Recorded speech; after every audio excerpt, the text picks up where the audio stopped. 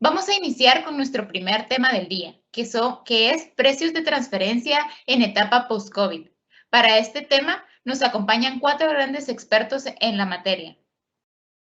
La licenciada Ana Cepeda, quien es gerente de precios de transferencia en Grant Thornton, Colombia. Profesional en finanzas y negocios internacionales, especialista en derecho tributario de la Universidad Externado de Colombia. El licenciado Alonso Erac, director de precios de transferencia Grant Thornton, Costa Rica. Contador público, licenciado en Contaduría Pública de la Universidad Latinoamericana de Ciencias y Tecnología. Además, cuenta con una maestría de asesoría fiscal en empresas en la Universidad para la Cooperación Internacional. El licenciado Ricardo Suárez, socio coordinador de la práctica de precios de transferencia a nivel nacional en Grant Thornton, México. Es socio coordinador de la práctica de precios de transferencia a nivel nacional. Cuenta con más de 25 años de experiencia en temas fiscales y con más de 20 años de experiencia en precios de transferencia.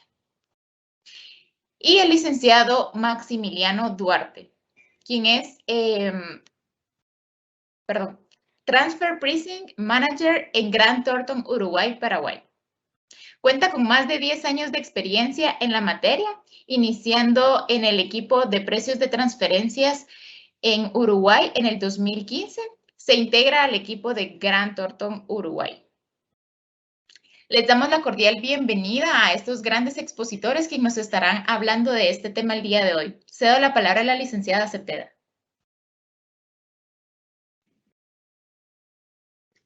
Gracias, Ana Lucía. Buenos días a todos.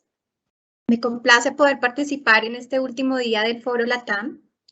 Hoy les vamos a presentar el tema de precios de transferencia en etapas post-COVID. Y acá valga la aclaración que porque dice post-COVID no estamos dando por finalizada esta crisis. Lo que queremos es compartirles nuestras experiencias en lo que ha traído la crisis y lo vamos a abordar en mesa redonda, donde todos vamos a participar en cada tema que vamos a ir presentando. Y esto lo hemos querido hacer así porque vimos la importancia de conocer qué pasa o qué ha pasado y qué se espera en cada jurisdicción en temas de precios de transferencia. Entonces, siguiente, por favor. Vamos a iniciar contándoles que tras los efectos de la crisis que vivimos, la OCDE publicó en diciembre de 2020 una guía respecto de las implicaciones de la pandemia en precios de transferencia, donde abarca 4 puntos importantes, queriendo aclarar, comentar la aplicación del principio de plena competencia, como les decía, en 4 frentes. Y esto es lo que vamos a hablar, desglosado en temas que son propuestos por esta guía, para de alguna forma, si la legislación lo permite en cada país, pues se tenga en cuenta. Siguiente, por favor. Entonces, este paper menciona y hace hincapié como primer tema en que no es decir que hubo afectación solo por decirlo, sino que hay que documentar lo ocurrido. Como primer punto, tenemos las ventas en tiempos de crisis. Entonces, vamos a escuchar la experiencia en este tema de nuestro socio de México, Ricardo Suárez. Por favor, Ricardo, cuéntanos cómo documentar, si es necesario o no, o cómo, o si es aceptado realizar un comparativo de ventas en términos pre, post-COVID en México, por favor. Claro que sí, Ana, muchas gracias. Buenos días a todos, a mis copanelistas, buenos días. Y a todos ustedes que nos acompañan, muchas gracias por este esfuerzo de 3 días de estar con nosotros. Esperemos llenar sus expectativas. Bien, para no perder tiempo, entrando en materia, el tema de comparativo de ventas pre y post-COVID o pre y COVID, porque el post es como muy aspiracionista todavía. Sí, absolutamente indispensable documentar qué es lo que ha sucedido con nuestras ventas en etapas pre-COVID y COVID. Esto puede ser industrias que tienen menos ventas o industrias que tienen más ventas que antes. Y ver cómo esto afecta en nuestros resultados porque finalmente también lo tenemos que llevar al terreno de la comparabilidad. En nuestra experiencia en México, que ya estamos prácticamente finalizando con la documentación de los estudios del 2020, en todas aquellas empresas que tuvieron afectaciones positivas o negativas, lo documentamos a través de una comparación, efectivamente, que si tuvimos menos ventas y además no tenemos información de las comparables hasta el 2020, por el ejercicio cerrado de 2020, pues hay que hacer ajustes a nuestros reportes. Decir qué hubiera pasado si hubiéramos tenido ventas normales. ¿Qué hubiera pasado si hubiéramos tenido resultados normales? Porque también es muy importante el tema cronológico. En nuestro país existen, digamos que, dos grandes fechas de preparación y terminación de reportes. Uno es marzo y otro es julio, precisamente. Y para marzo no teníamos información del ejercicio terminado 2020 para las empresas comparables. Entonces, este ejercicio de asunción de comparar ventas antes y en etapa COVID es absolutamente indispensable para lograr una mejor comparabilidad. Esto lo hemos hecho y incluso lo seguimos haciendo para los reportes que tenemos que terminar en estos días. Brevemente, esa sería mi participación en este punto. Y adelante con... Gracias, Ricardo. ¿Qué nos puedes decir, Alonso, nuestro director de Costa Rica? Y si conoces de este aspecto, este tema, el manejo de opiniones en Centroamérica. Muy buenos días a todos. Me uno de igual forma a saludarles y estar aquí pues bastante contento un año más en una actividad como esta y un esfuerzo que la firma hace a nivel regional para nuestros clientes. Sí, unido un poco a lo que decía Ricardo, o sea, creo que la experiencia que los profesionales de empresas de transferencia hemos tenido este año y que de hecho más adelante vamos a ver una slide de eso, ha sido la limitante de hasta dónde realmente la información de los comparables, valga la redundancia, es comparable. La diferencia de timing entre la fecha que tenemos que preparar nuestros análisis de precios de transferencia y la fecha en que puede estar la información disponible de los comparables, nos obliga indudablemente a tratar de documentar efectivamente la afectación que hubo, y en este caso el tema de ventas. Hay industrias en las cuales hemos conversado con clientes y han estado a punto de cerrar, y otras industrias en las que nos dicen, mira, he tenido el año de mi vida.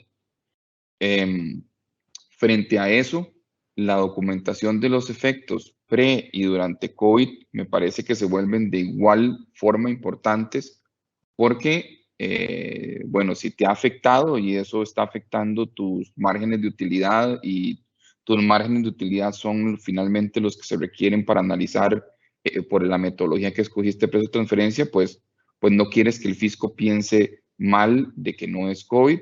Y también, si has tenido el año de tu vida, este año de tu vida probablemente lo tengas este año, pero no lo tengan los siguientes. Entonces puede ser que a futuro sea el fisco el que diga, mira, ¿por qué te caíste en ventas o por qué te caíste en impuestos o en ingresos de lo que presentaste en este periodo? Entonces, mucho de este tema es parte de documentar, y al final de cuentas, como le decimos nosotros a la mayoría de clientes nuestros, la verdadera documentación y la documentación más efectiva termina siendo la documentación numérica.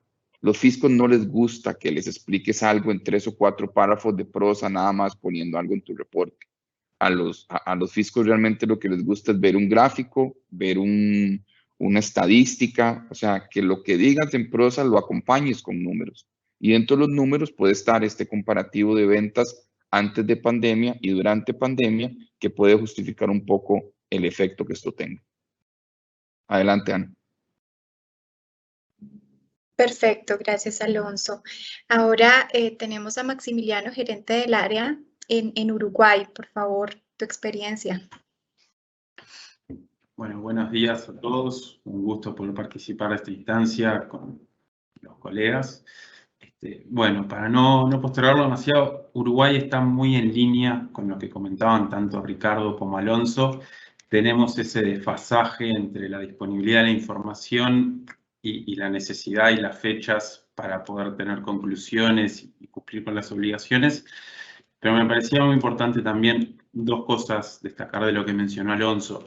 Uno es el comparativo ventas COVID cuando me fue mal, pero también cuando me fue muy bien, porque hay industrias a las que esto, digamos, o las benefició o disparó sus negocios, y a veces uno, al llegado el momento de hacer el preliminar, encuentra con que los resultados son favorables y toma la información que tiene disponible de años anteriores.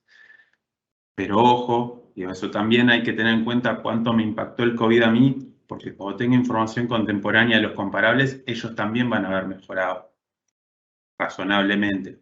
Entonces, este análisis, si bien uno más frecuentemente o en general lo piensa en cómo me afecta y cómo hubiera sido mi negocio desfavorable si yo no hubiera tenido el impacto de COVID, si no hubiera tenido que, en algunos casos, hasta cerrar las empresas o parar las actividades, cómo me impacta también o cómo lo tengo en cuenta, cómo lo cuantifico cuando el efecto es positivo. En eso sí hemos trabajado y sí ha sido necesario porque, de nuevo, hay diferentes industrias y diferentes impactos, pero en algunos casos sí ha sido necesario y lo hemos tenido que hacer.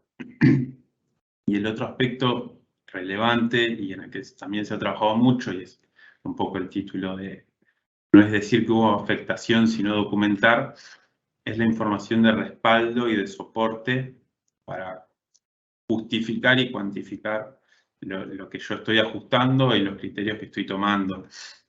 Y de nuevo, también el poder demostrar, porque uno puede tener una disminución de ventas por muchos motivos y no ocurre solo en COVID, puede mejorar, empeorar. Poder demostrar y cuantificar de la forma más certera y exacta posible cuánto de mi variación de ventas fue por COVID y cuánto a lo mejor es porque progresivamente en los últimos años se ha ido canalizando hacia otro negocio, otros canales o de venta o lo que fuese. Entonces, eso, digo, porque los fiscos tampoco, por lo menos a nosotros nos pasa, no compran o no llevan eso de me fue mal este año porque hubo COVID y le achaco todo a eso. Entonces, poder demostrar y cuantificar cuánto realmente es COVID y cuánto, bueno, tendré que ver por otro camino. Así que bueno, esa es nuestra experiencia en Uruguay con este tema. Seguimos con los próximos para... Vale, perfecto. Finalmente en Colombia puedo decir lo mismo, pasa lo mismo y en este momento pues estamos en la parte del pico porque estamos realizando los estudios para ser presentados en septiembre y creo que es muy importante, no solamente la parte de documentar, sino como decía Maximiliano, la parte de tener el soporte, porque eso es prácticamente lo que lo que va a demostrar nuestras ventas, hayan sido buenas o malas, en una fiscalización ante cualquier autoridad tributaria. Entonces, es muy importante y la conclusión acá es documentar y mantener los soportes de estas afectaciones. Bueno, como segundo punto, tenemos los cambios en capacidad instalada. Cuéntanos, Alonso, estos cambios, ¿cómo los ves? O si tus clientes han tenido estos cambios y cómo se han documentado hasta el momento. Sí, vamos a ver, el tema de la capacidad instalada termina siendo un aspecto pues bastante interesante, porque dentro de las afectaciones que se pueden mencionar es espacios de cierre temporales de negocio o hasta dónde tengo que reducir la cantidad de producción o vamos a ver, o aumentarla, porque creo que, y esto es para toda la gente que nos está escuchando, es un tema que también vamos a analizar y comentar. Creo que en muchas ocasiones, y con justa razón, nos hemos enfocado en las afectaciones COVID, de cómo el COVID nos ha estado afectando de forma negativa, pero hay industrias y hay clientes que esto, sin quererlo, pues los ha beneficiado por su rama de servicio. Entonces, cambios en capacidad instalada, aparte del comparativo de ventas de pre-post-COVID, nos puede ayudar a demostrar también el origen o la razón de esa disminución. Mira, tenía una bodega de 1.500 metros cuadrados de capacidad, tuve que cortar a la mitad el contrato de arrendamiento con el dueño de la bodega y ahora solo tuve la mitad. O tenía 3 o 4 máquinas, mi maquinaria productiva, 3 o 4 trabajando a full, y durante la etapa del COVID no he tenido 4, sino que he tenido solo 2. O sea, toda aquella documentación en la que yo pueda demostrar que toda la capacidad instalada que yo tengo ha disminuido, inclusive en prestadores de servicios. En Costa Rica, por ejemplo, una de las cosas que se implementó rápido en el COVID fue la posibilidad de que los patronos pudieran suspender temporalmente los contratos de trabajo, de forma que sin despedir a un colaborador se le dijera, mira, voy a suspender el contrato laboral durante un par de meses o voy a reducir la jornada laboral a la mitad durante un par de meses, sin que esto signifique que te estoy despidiendo, sin que esto signifique que estoy cortando la relación laboral. Eso también es capacidad instalada para los prestadores de servicios. Al final de cuentas, los prestadores de servicios, su capacidad instalada es su personal para ejecutar los servicios. Entonces, ¿hasta dónde todos estos aspectos yo los puedo documentar de que efectivamente los hice? Mire, tuve tantos contratos suspendidos, mire, tuve tantas maquinarias detenidas, o mire, reduje mi capacidad, ¿hasta dónde toda esa documentación me puede demostrar de un lado hacia el otro hasta dónde me afectó para bien o para mal el tema de la pandemia del COVID? Maximiliano, cuéntanos si en Uruguay es aceptada la documentación de estos cambios en capacidad instalada. Sí, en Uruguay. A ver, un comentario anterior respecto a la guía y este paper que estamos comentando, es que el propio paper establece de que las observaciones y los comentarios que se hacen no son paralelas a los lineamientos o prácticas habituales de precio y transferencia, sino que se enfoca en determinados aspectos que ahora pueden tener más relevancia. Y lo comento porque los cambios en capacidad instalada en Uruguay incluso es un ajuste que se ha llegado a considerar incluso en pre-COVID, en casos particulares. Por ejemplo, startups, empresas que inician sus negocios y usualmente tienen capacidad instalada ociosa, y ese ajuste se ha considerado y ha sido hasta cierto extremo aceptado por el fisco uruguayo. Así que en ese punto tenemos experiencia positiva. Después, en los hechos, si bien obviamente ha habido efecto Uruguay, se protegió, se intentó proteger mucho el trabajo y la continuidad del trabajo y la economía. Entonces, si bien hubo impacto, la mayoría de las plantas o las empresas productivas siguieron trabajando. Sí les alteró sus ritmos, distanciamiento, como decía Alonso, tener que reducir la plantilla, a veces extender los horarios para poder separar más al personal, pero capaz que los impactos por ese sentido no fueron tan significativos. De hecho, sí vemos en esas empresas o en las que han tenido más capacidad ociosa, de que el efecto se da más por una falta de negocios al exterior, de disminución de sus ventas, que por el impacto de tener que cerrar. Así eso ha pasado.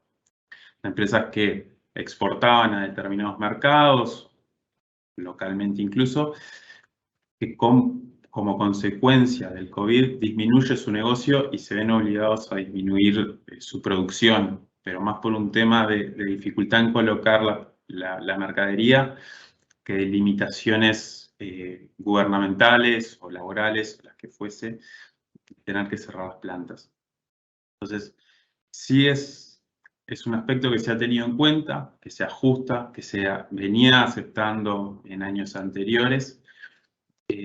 Pero de nuevo, lo que decíamos antes, la capacidad ociosa, porque esto nos ha pasado en algún caso, tampoco, digo, lo mismo, no es exclusiva del COVID, y si ya antes la tenía y yo no hacía ajustes por ese sentido, no porque ahora me haya aumentado un 5%, voy a poder hacer un ajuste sobre la totalidad de mi capacidad ociosa. Y ahí está de nuevo en cuantificar y poder demostrar cuánto o si ese aumento en capacidad ociosa se corresponde al COVID y cómo lo he enfrentado, porque acá también hubo bastante apoyo a las personas que temporalmente se las desafectaba su trabajo para luego ser reincorporadas, aliviando la carga de las empresas y trasladando un poco también al Estado.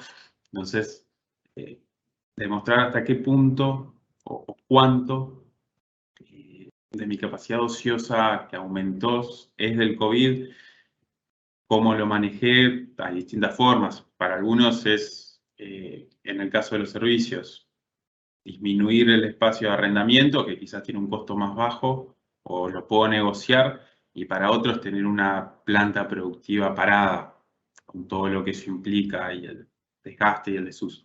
Entonces, en Uruguay sí lo hemos hecho, se venía aplicando en caso de ser necesario, incluso con anterioridad, pero de nuevo, hay que cuantificarlo y demostrarlo y ver cómo venían años anteriores para no cambiar un criterio de que si yo antes tenía determinado porcentaje y no lo ajustaba porque podía ser razonable en la industria, no ahora tomar el criterio de ajustar todo. Y después, bueno, de nuevo, también verlo, le decíamos, razonable en la industria, ver en los comparables eventualmente, y una vez esté disponible la información, cómo les ha afectado eso. Perfecto. Ricardo, cuéntanos tu experiencia en un país tan grande como México. Bien, no quisiera yo repetir varios de los conceptos que ya dijeron Alonso y Max, porque efectivamente es un tema que está presente antes de la pandemia. La parte compleja realmente es si vamos a hacer un ajuste en capacidad ociosa o capacidad instalada no utilizada, es cuantificar el efecto en nuestro caso, pero la parte verdaderamente difícil es observar cómo está la capacidad instalada no utilizada en mis comparables. Porque esa información normalmente no la podemos ver de manera sencilla.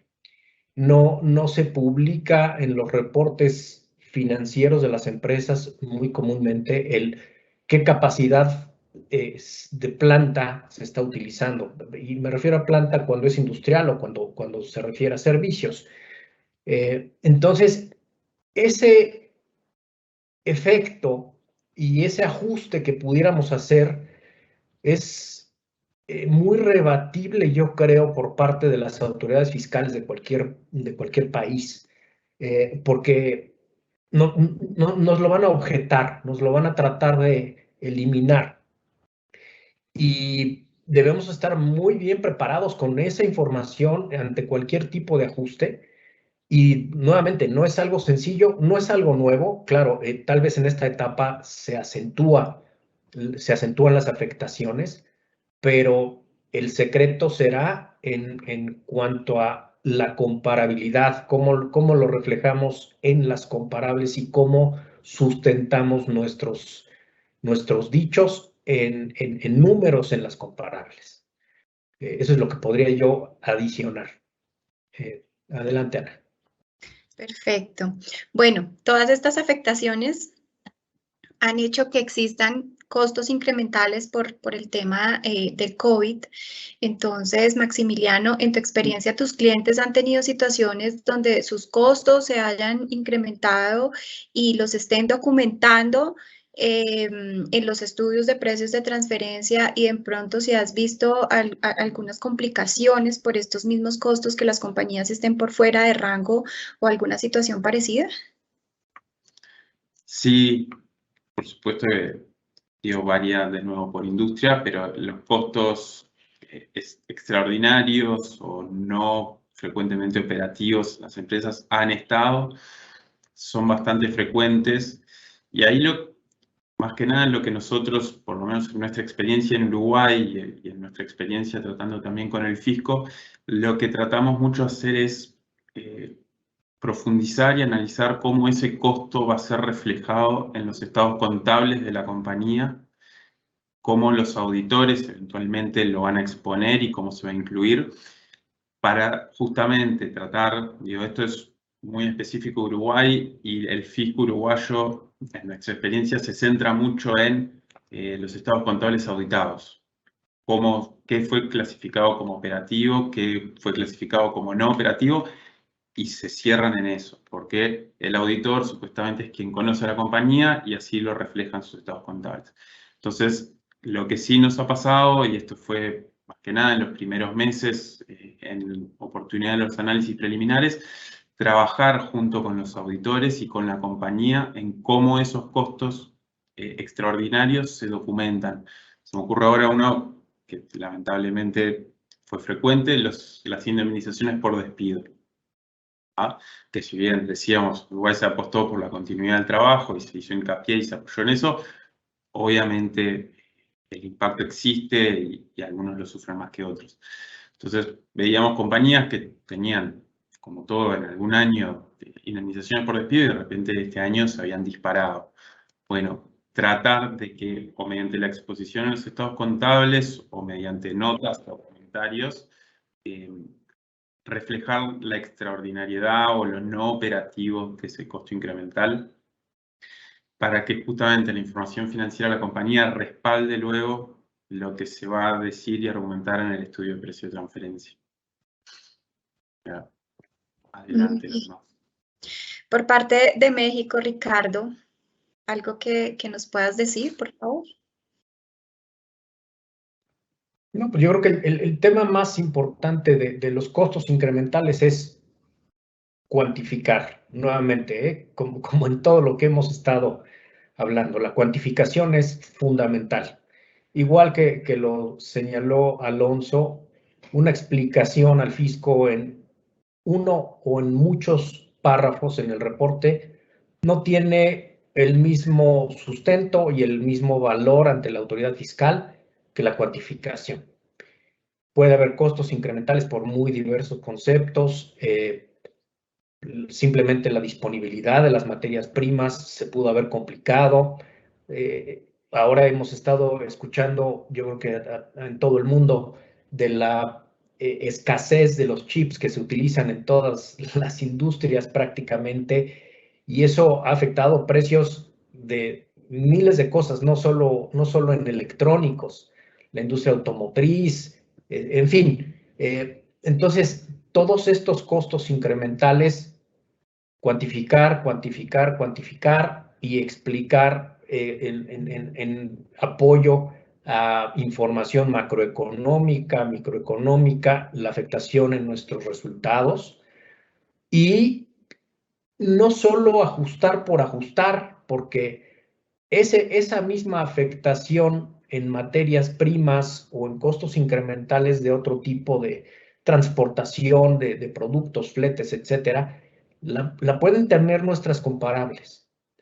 Entonces tenemos que tener mucho cuidado con el manejo de la información y no solo mejorar nuestros resultados artificialmente con este tipo de ajustes, sino ver en la medida de lo posible el grado de detalle que tengamos de información disponible de las comparables, cómo ha sido la afectación en cada una de ellas.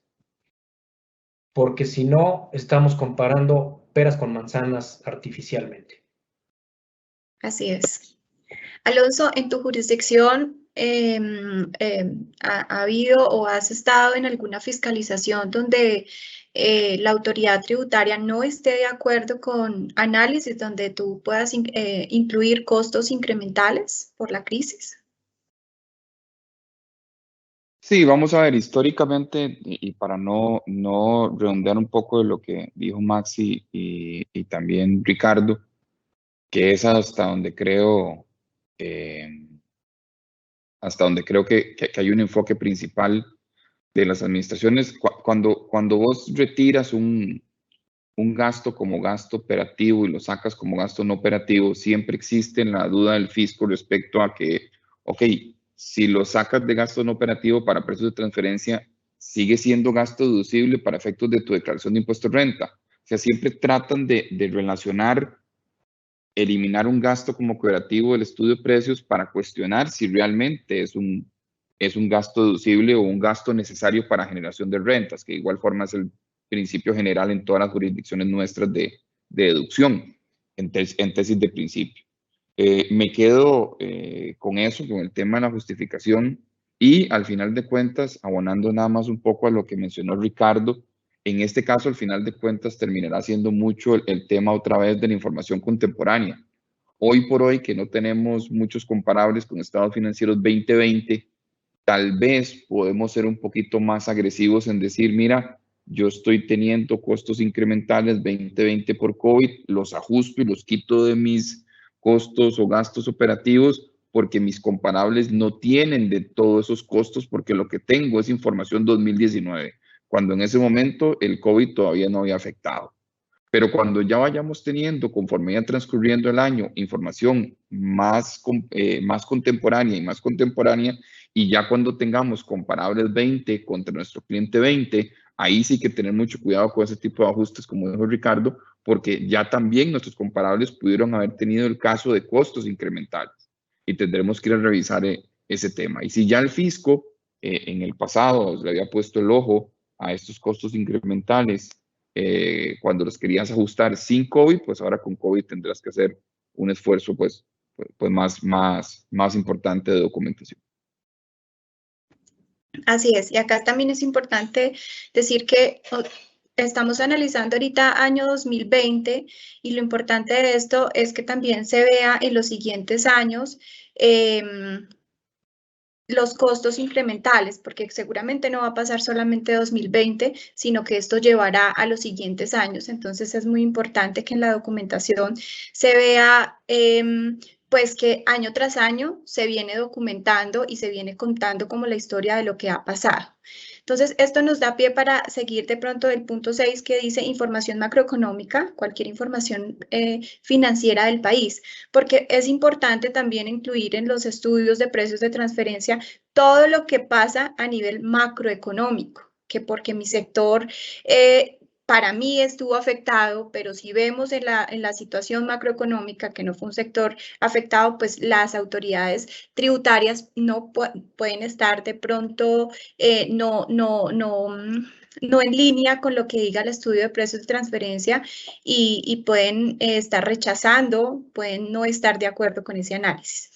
Entonces, cuéntanos la importancia de esta información macroeconómica dentro de los estudios de precios de transferencia en México, Ricardo.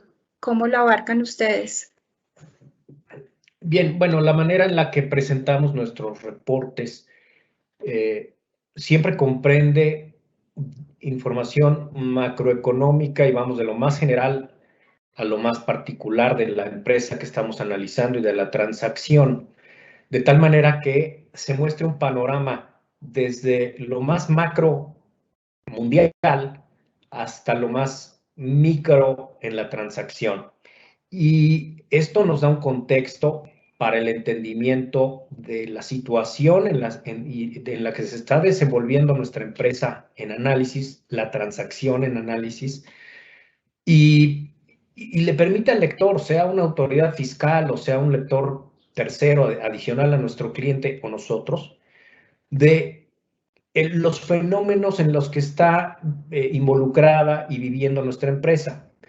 De tal manera que cuando lleguen las explicaciones, sí tenemos capacidad instalada no utilizada, sí tenemos afectaciones de X o Y tipo, el lector tenga ya previamente un conocimiento de lo macro y lo micro para que se note claramente que no estamos inventando nada, que todo tiene un sustento, que todo tiene una lógica y si se está ajustando algo, se vea la coherencia de lo que estamos analizando y lo que estamos diciendo, lo que estamos cuantificando y eventualmente lo que estemos ajustando para mejorar nuestra comparabilidad. Maximiliano, en tus reportes, ¿Cómo manejas estas comparaciones contra presupuestos y variaciones de cifras durante los meses del periodo? ¿Lo abarcan o simplemente de pronto la información financiera del cliente? ¿Cómo manejan este tema de presupuestos?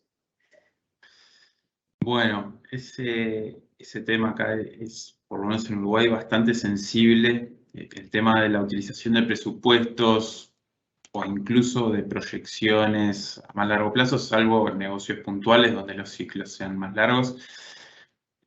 La experiencia utilizando presupuestos es que suelen ser cuestionados. Esa es como nos ha ido hasta ahora y lo que se entiende razonablemente en nuestro mercado y en nuestro país. Que, digo, esto es muy particular y estamos en etapa COVID y las cosas se flexibilizan un poco también, los criterios, la tolerancia y los recursos que uno puede tener para justificar su situación, sus resultados y su negocio. Pero la realidad es que el uso de presupuestos, por lo menos acá, es preferible, en la medida que sea posible y cuantificable, intentar ajustar, que termina siendo en cierta medida muy parecido, pero intentar identificar por qué me desvié de ese presupuesto y hacer los ajustes a la comparabilidad sobre mi compañía, que utilizar el presupuesto o la información presupuestada como una referencia de cómo hubiera sido mi negocio sin COVID. Así que bueno, de nuevo, incluso pasa con cotizaciones. Acá la información que tiene supuestos y que en los hechos no llegó a concretarse o no son transacciones perfeccionadas, suelen ser bastante cuestionadas o por lo menos discutidas. Entonces, nosotros localmente sí podemos trabajar con presupuestos, pero como una referencia de analizar por qué nos desviamos y cuantificar cómo hubiera sido mi negocio sin COVID. Pero son un insumo con el que trabajamos y no mucho más que eso. Así es. Y Alonso, finalmente cuéntanos si en Costa Rica, ¿cómo has visto en la actualidad la autoridad tributaria? ¿Les ha puesto restricciones? ¿Está en la tarea de hacer muchas más fiscalizaciones para tener mayor recaudo? ¿Y cuál ha sido la asistencia estatal para todas las compañías? Sí, vamos a ver, yo creo que también por respeto de tiempo y todo lo demás, para ir cerrando el tema tal vez de este primer bloque, uno tendría que decir en resumen de esos 3 puntos que están ahí, pues volvemos al título inicial. O sea, al final de cuentas, no es solo decir que hubo afectación, sino probarla. Entonces, en el caso de restricciones y asistencia estatal, pues puede, en el caso de las restricciones, que también ellas te hayan afectado en tu negocio. Por ejemplo, en Costa Rica, y creo que ha sido el caso mundial, aquí ni siquiera me voy a mencionar solo Costa Rica, creo que todos los que hemos visto un poquito de periódicos o de medios a nivel mundial, pues has tenido cierre de negocios, has tenido restricciones de movimiento, has tenido restricciones de consumo.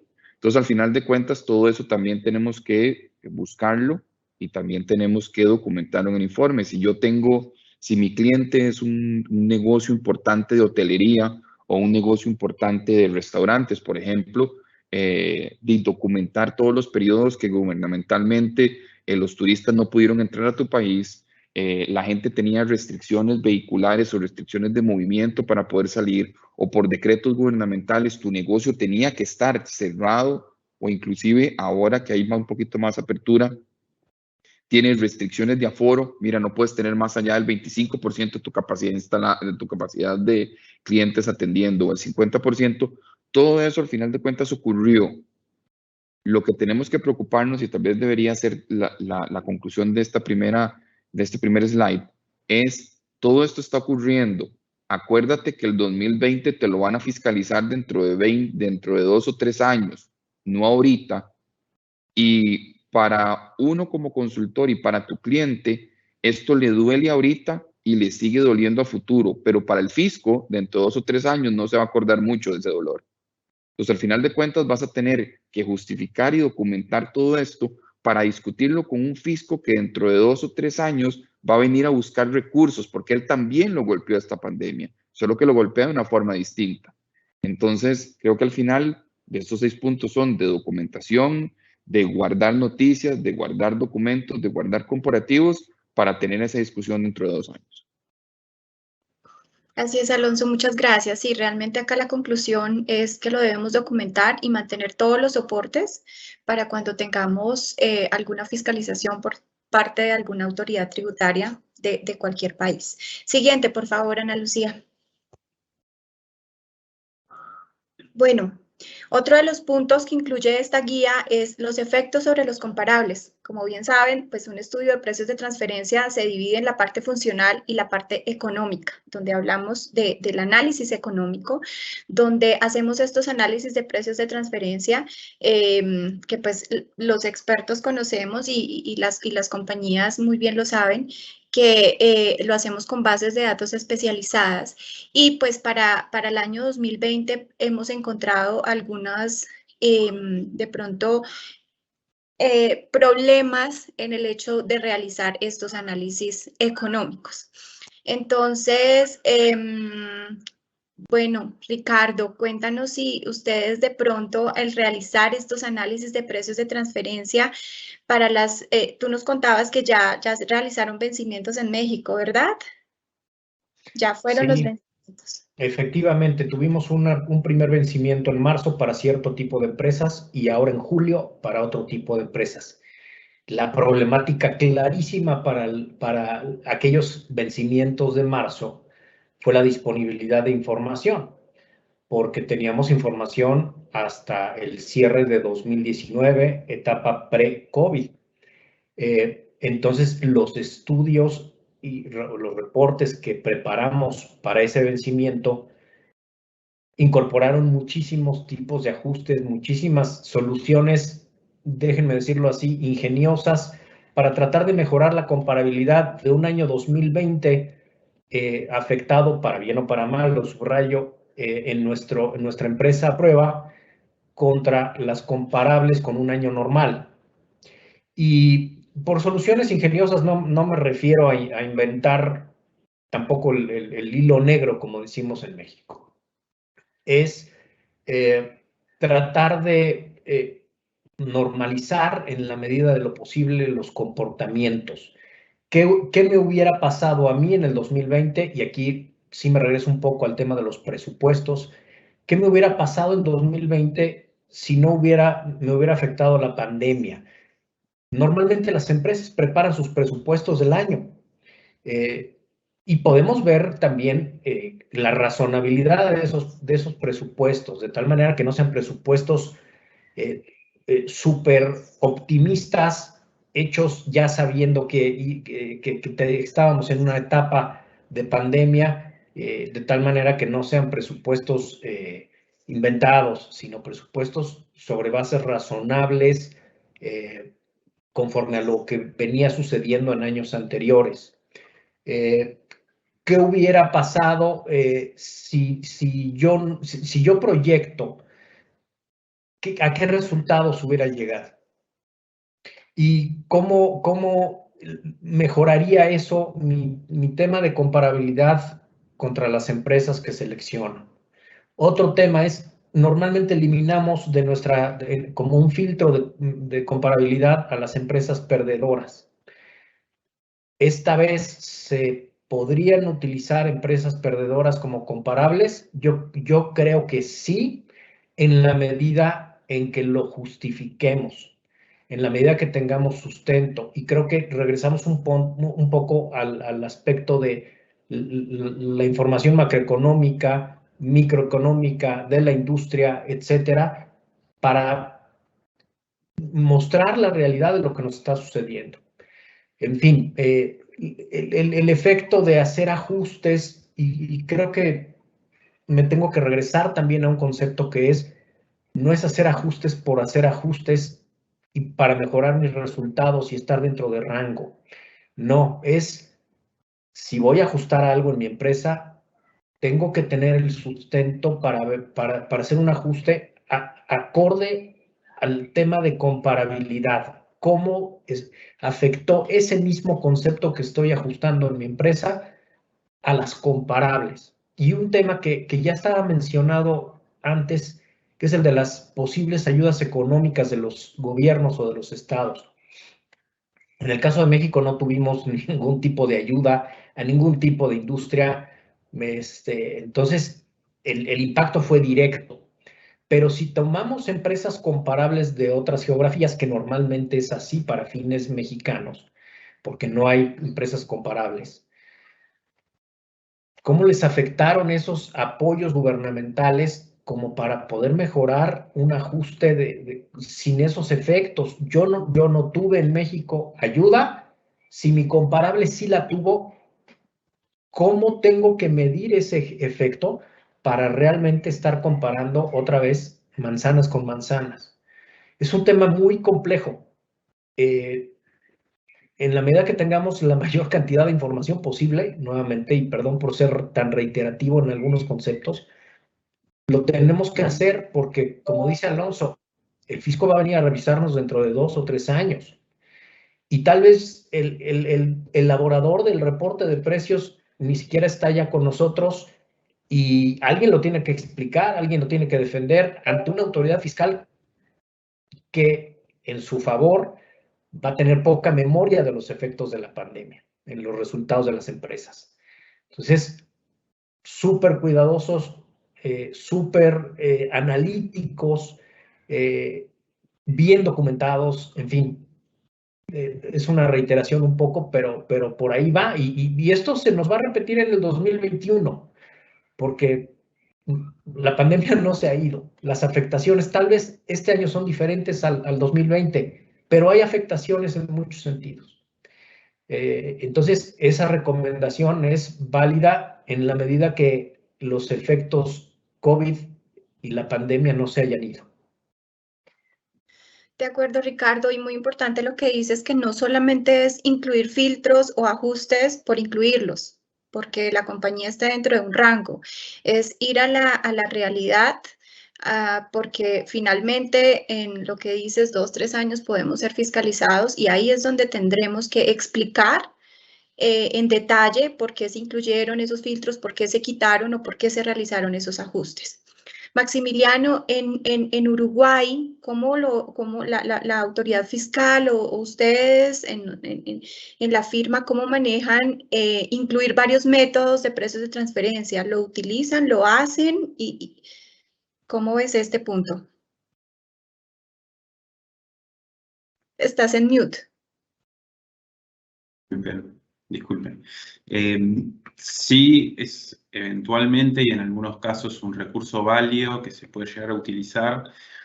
La realidad es que en la práctica lo utilizamos más como un recurso interno y una especie de sanity check para nosotros y para con el cliente y para el equipo, para tener cierta tranquilidad o dentro de lo que se puede, un mínimo de certeza o anticipar cuestionamientos.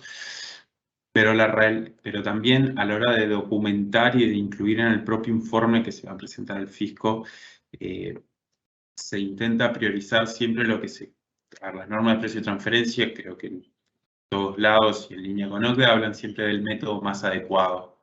Entonces, nosotros venimos, en la enorme mayoría de los casos, de ejercicios de informes de años anteriores donde se seleccionaba un método como el más adecuado.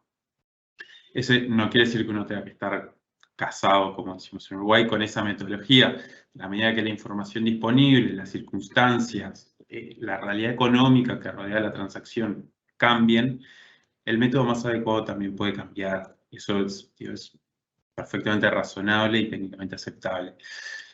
Pero sí, sí estamos acostumbrados a trabajar con distintos escenarios para anticipar posibles cuestionamientos. Podrían ir por este camino el fisco eventualmente, podría buscar este enfoque porque tenés un tema ahí a cubrir, una interpretación cuestionable, pero lo hacemos más como un control interno de la firma y escenarios, papeles de trabajo para el cliente, que efectivamente documentar en un informe un análisis a través de 2 metodologías. Más que nada también, pensando a futuro, ¿Qué pasa si yo hoy puedo documentar 2 métodos donde tenga resultados positivos, pero quizá el año que viene, uno, el que elegí como control de sanity check este año, me va a dar mal? Entonces, y el fisco son técnicos, tienen equipos de especialistas, pero también su trabajo es controlar y recaudar. Entonces, ¿cómo yo el año que viene voy a decir, no, este método que yo usé como hasta cierto punto un método de prueba en 2020, ahora ya no lo quiero considerar, ya no es más adecuado?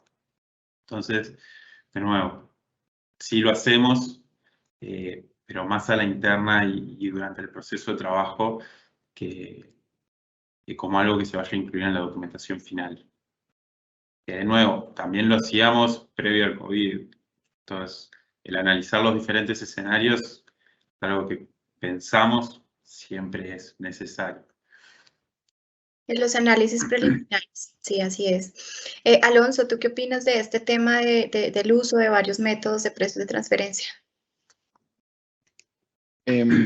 A mí me parece sobre este tema y creo también sobre otro par que hay aquí que al final de cuentas me gustaría comentar para no repetir mucho de lo que dijeron Ricardo y Max. Vamos a ver, nosotros lo hemos usado muchas veces como lo que llamamos un análisis correlativo. Es cuando tal vez algún análisis no te ha sido tan favorable, pero hay otro que puede complementar esto para demostrar que al final de cuentas no es tanto el impacto de una transacción vinculada la que te genera. Entonces creo que, y usando un poco las palabras de Ricardo, no sé si Ricardo mencionó análisis creativos o algo por el estilo, pues bueno, es una forma también de ponernos creativos sin romper la parte técnica, porque al final momento la creatividad no puede romper nunca la parte técnica, porque si no eso es lo que te va a meter en un problema. Demostrar en una segunda opinión o un segundo estilo o un segundo resultado que te permita reforzar que no estás haciendo en el final de cuentas ningún daño al fisco con un resultado que puedas tener.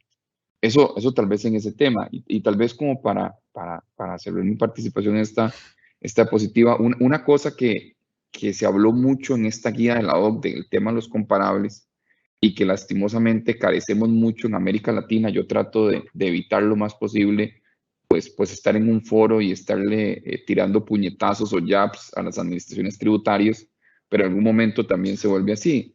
Es que la OCDE mencionaba mucho cómo también las administraciones tributarias tenían que ser pragmáticas o creativas para no afectar a los contribuyentes y especialmente ser flexibles para poder hacer análisis posteriores sin costo o multas con información más comparable. De hecho, el documento en un momento decía, mira, muchas de las administraciones tributarias deberían considerar la posibilidad de que una vez que existe información más comparable, los contribuyentes puedan rehacer sus análisis y si hay un ajuste ya con información más comparable, rectificar su declaración sin que eso genere una multa o un incumplimiento, sino simplemente, mira, aquí te vengo a pagar 6 meses después el impuesto que hace 6 meses no sabía que te debía, porque no tenía información comparable. Lastimosamente sabemos que nuestros fiscos en Latinoamérica no son necesariamente ni pragmáticos ni tan bondadosos en el tema de este sentido, especialmente porque ellos también se han visto afectados por temas de bajonazo en ingresos, pero son de las cosas que uno sintió huérfano en este periodo, y es que pareciera que son los contribuyentes y sus consultores los que tenemos que hacer, como decimos aquí en Costa Rica, de tripas chorizo, sin ningún apoyo, sin ninguna flexibilidad por parte de las administraciones tributarias, ya sea en tiempos, en presentaciones futuras, para efectos de poder cumplir con todo esto. Bueno, sí, pues realmente de Colombia les cuento que en este tema de varios métodos sí los podemos incluir en el informe como tal, en el estudio para justificar que en un método pues estamos bien y justificar ese método de pronto con otro, pero finalmente debemos tomar la decisión qué método se va a analizar esa operación, porque eso va dentro de la declaración informativa. Entonces en la declaración informativa no podemos de pronto incluir los dos métodos y dar los dos resultados. Debemos escoger uno de ellos para incluirlo en la declaración informativa. Bueno, y en el último punto que dice que permitir a los contribuyentes hacer ajustes posteriores. En Colombia no se da esta práctica, realmente no podemos, y creo que compartimos todos los países que en términos de precios de transferencia no tenemos esa opción de decir hoy de pronto presentamos algo y en un mes volvemos a presentar a ver si de pronto la información cambia o si estamos dentro de rango sin ningún tipo de multas. Como siempre hemos dicho, las multas de precios de transferencia son una de las más altas, entonces sí sería un riesgo hacer de pronto este tipo de prácticas en todos los países. Siguiente, por favor, Ana Lucía. Un siguiente punto de la guía es alocación de gastos y pérdidas. Entonces, acá lo más importante, y ustedes nos van a compartir sus experiencias, el que desea hablar sobre esta documentación, lo importante que es documentar en ese análisis funcional sobre los gastos adicionales que haya tenido la compañía durante ese año de crisis. Entonces, no sé quién quiera comentarnos esta práctica en alguno de los países. Ricardo, por favor. Bien, yo me quisiera referir sobre todo al punto número 3 de documentar las renegociaciones, porque es un hecho que sucedió que nuestras empresas, nuestros clientes, tuvieron renegociaciones de contratos de diversas clases con terceros, contratos de arrendamiento, contratos con empresas de outsourcing, de suministro de personal, contratos de suministro de mercancía, etcétera, durante los periodos entonces que sufrieron o que se veían las afectaciones. Y dado que existieron este tipo de renegociaciones con terceros, y nuestro mundo de precios de transferencia es ver las transacciones que sucedieron entre partes relacionadas, cómo hubieran sido con terceros o con condiciones o precios con terceros, ¿es posible o fue posible o será posible la renegociación de contratos entre entidades vinculadas? Desde mi punto de vista es perfectamente válido. Lo importante es la razonabilidad de esas renegociaciones, ¿no? Para no manipular esas renegociaciones artificialmente. Y si tenemos comparabilidad interna, es decir, ya sucedieron renegociaciones con terceros, bueno, pues ese es nuestro mejor parámetro de demostración que con terceros y con partes vinculadas hubo renegociación. Y si solamente hubo renegociación entre partes relacionadas, nuevamente regresamos al tema del sustento. ¿Por qué y cómo? Sobre todo cuando nuestro país es el afectado en la rentabilidad o en el cobro, porque nuestra autoridad fiscal no se va a tocar el corazón respecto de nuestra contraparte que es residente en Timbuktu. Lo importante va a ser para nuestro país. Y nuevamente entonces el tema es demostración. Ese es en el punto que quisiera yo por ahora hablar, y les cedo la palabra a mis compañeros para cualquier otro tema.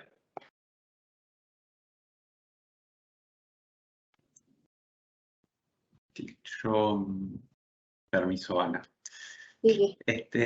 No, en realidad sí, de acuerdo con todo lo que comentaba Ricardo y que hemos venido mencionando a lo largo de toda la charla, que es la documentación de respaldo, el soporte y el poder demostrar, porque como él bien decía, renegociar está perfecto y es válido, hay que ver cómo lo hago. En lo que sí quería detenerme y hacer una mención es cuando se habla de los gastos adicionales, que aquí puede ser, digo, seguridad de trabajo, gasto de tecnología, hay varios, que es hasta qué punto, y en algunos casos, quién debe soportar esos gastos adicionales. Tenemos muchos casos de prestadores de servicios con una estructura de costos más un margen. Entonces, para ese prestador de servicios, cuando esos gastos se incrementan por COVID, por la situación particular, y aumenta el costo del servicio, ¿hasta qué punto es razonable o hasta qué punto el fisco de la contraparte va a aceptar que esos gastos adicionales se incluyan en la base de cálculo y sean trasladados al cliente? Entonces, quizá también puede haber una renegociación, redefinición de la base del monto imponible, de la base de cálculo. O bueno, cada caso es particular, pero sí, digo, siempre cuando existe un gasto adicional o un costo o transacciones a veces que no se dan entre terceros independientes y sí se dan entre vinculadas por la sinergia y las particularidades del grupo, bueno, cuando las condiciones cambian, ¿quién en última instancia va a asumir ese costo, ese gasto? ¿Va a ser repartido o cómo va a impactar en las partes involucradas en la transacción? Eso nosotros lo hemos visto. En Uruguay tenemos muchos prestadores de servicios que trabajan únicamente para el grupo. Y bueno, en esos casos donde varían las condiciones acordadas previamente, cómo se va a tratar y quién va a asumir las consecuencias, el costo de esas modificaciones. Y lo dejo a Alonso. Sí, no. La verdad que creo que Ricardo y Maximiliano han resumido bien esto. No creo que haya mucho que adicionarlo aquí. Al final me quedo con esta frase de cierre de Max y la misma de Ricardo: documentar. Creativos en la documentación, y eso es el impacto que vamos a tener, creo que en la mayoría de países. Así es. Y el hecho de ser consistentes con lo que incluimos en la parte funcional de un estudio de precios de transferencia, con lo que estamos incluyendo en un económico, decir quiénes realmente son los que asumen todas estas alocaciones de gastos o pérdidas, determinando y teniendo en cuenta los activos, funciones y riesgos, que es lo más importante de precios de transferencia. Finalmente, Ana Lucía, por favor, la siguiente diapositiva. Esta guía habla de otros aspectos a considerar, porque pues como bien saben, estas guías pues, de la OCDE habla para todos los miembros de esta organización. Entonces ella da unos aspectos importantes y que los países, las jurisdicciones pueden tomar en cuenta. Entonces tenemos diferentes puntos acá y pues volvemos de pronto a hablar en términos de cambios en la cadena de suministro, flexibilidad de políticas intercompañía, reestructuración de negocios y reestructuras corporativas. Ahí de pronto hablemos un poquito de este tema. ¿Ustedes cómo lo han visto en sus jurisdicciones en cuanto a reestructuras de negocio en términos de precios de transferencia? Sí, algunos de estos temas son muy importantes y terminan siendo, creo yo, residuales de la discusión de las anteriores 3 slides.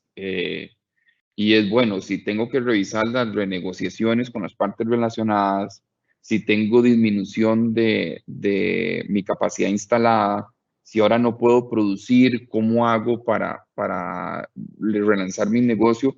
Al final de cuentas, creo que esto termina siendo un resumen en afectaciones en cadenas de suministro, por ejemplo.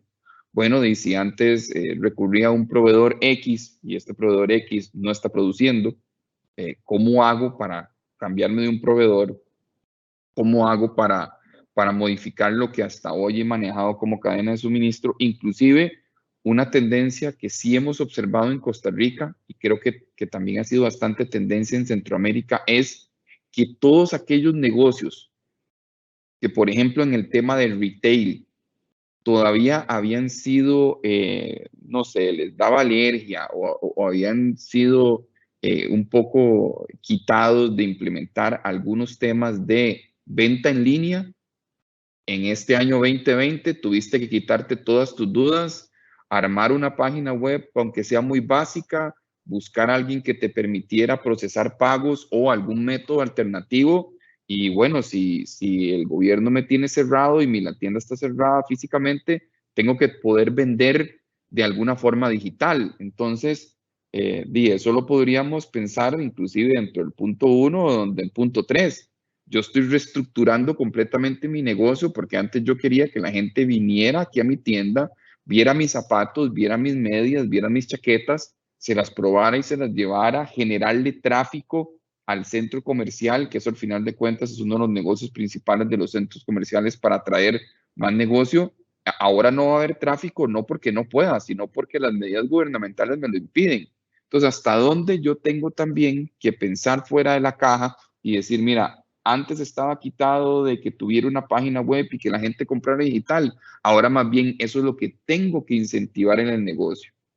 Antes decías, bueno, los mensajeros o los servicios de entrega de paquetes eran temas muy básicos porque estaban casi que referenciados a oficinas o a grandes cantidades en almacenes. Ahora no.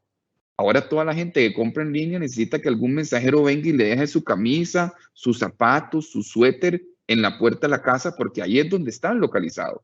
Entonces, ¿hasta dónde tienes que cambiar cadena de suministro? ¿Hasta dónde tienes que repensar tu negocio y reestructurar el mismo? Es parte de las cosas que hay que también considerar en los análisis de precios de transferencia, porque puedes tener, y lo que le llamo yo tal vez para concluir y darle paso a mis compañeros, aquella famoso tema de adiciones y retiros en mis funciones activos y riesgos. Tengo funciones activos y riesgos que antes no tenía y que ahora tengo, o activos funciones de riesgos que tuve toda la vida y hoy no los tengo.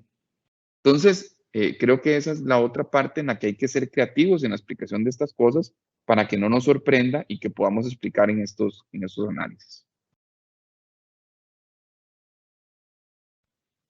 Maximiliano, cuéntanos, por favor. Me parece súper importante y muy claro lo que comentaba Alonso.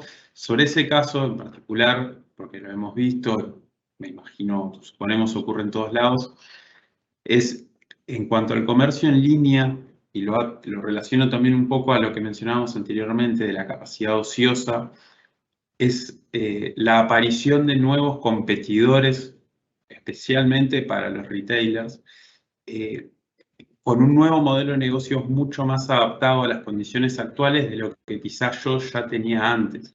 Entonces yo me encuentro con una estructura y una estructura de costos importante porque estoy manteniendo, más allá de que lo tenga que tener cerrado o con muy poca movilidad, estoy manteniendo un local y determinada estructura, y hoy me encuentro con un competidor exclusivamente online que quizá vende a través de redes sociales principalmente, y es un competidor mío porque vende productos competitivos, pero no tiene que soportar toda la estructura que soporto yo. Entonces, como esos competidores también, y su diferencia principalmente en activos, me obligan, además del COVID, a tener que yo también reestructurar mi negocio y mi forma de llevar adelante mi actividad.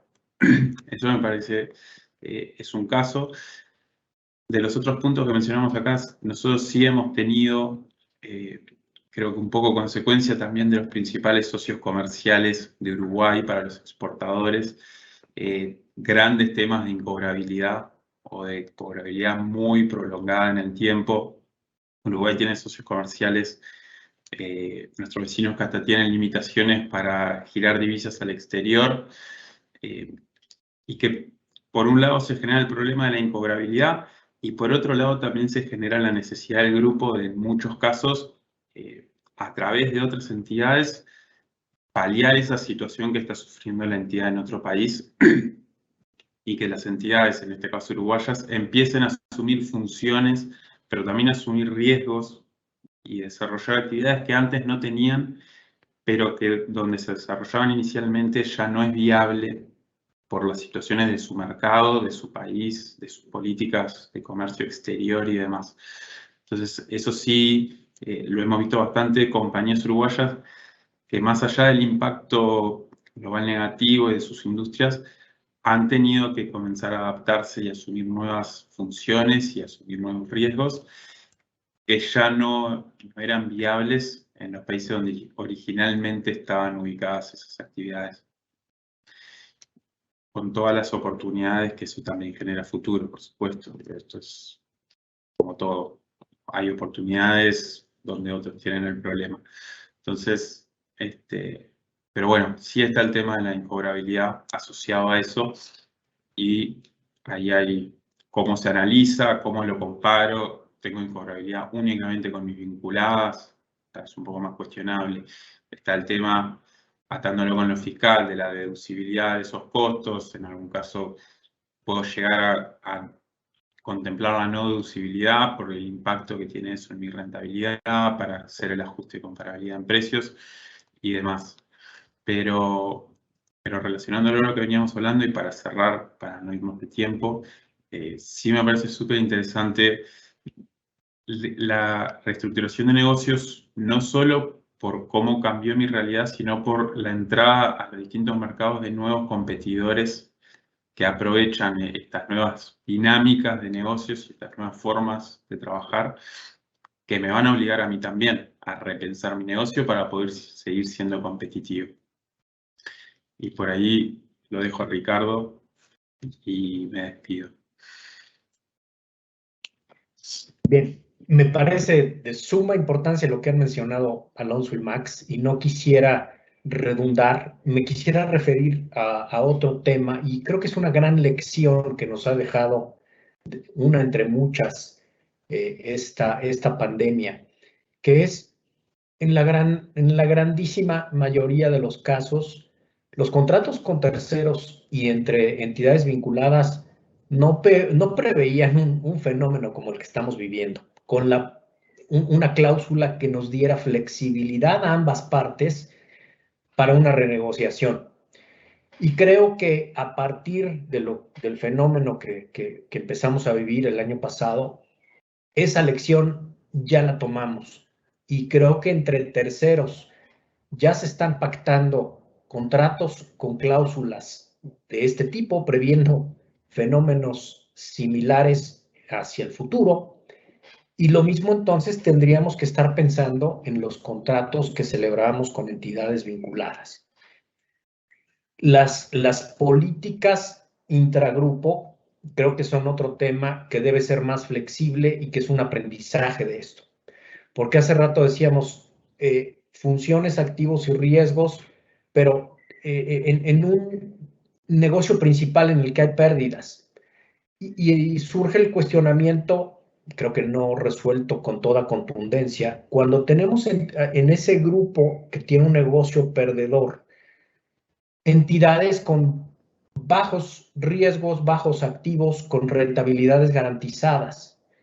Entonces, la pregunta es, ¿y esas entidades de pocos activos, pocas funciones o sencillas y cero riesgos y rentabilidades garantizadas, se deben respetar esas condiciones y esas entidades seguir siendo ganadoras aún en un entorno en el que esa industria fue golpeada severamente? Creo que hacia el futuro la flexibilidad es un ingrediente muy importante tanto en las políticas como en los contratos. Esto de la teoría de la imprevisibilidad que manejan los abogados muchas veces no se presentaba, pues de hoy o del año pasado en adelante no lo podemos olvidar. Y creo que ese sería mi comentario en este slide. Gracias, Ana. Gracias a ustedes. Bueno, entonces para finalizar, el objetivo fundamental y quizá el mensaje que queremos dejar y que la guía nos incluye en este paper es que se debe ver el tema con otra visión y no de manera posterior a futuro, sino de forma anticipada, en aras de recopilar información.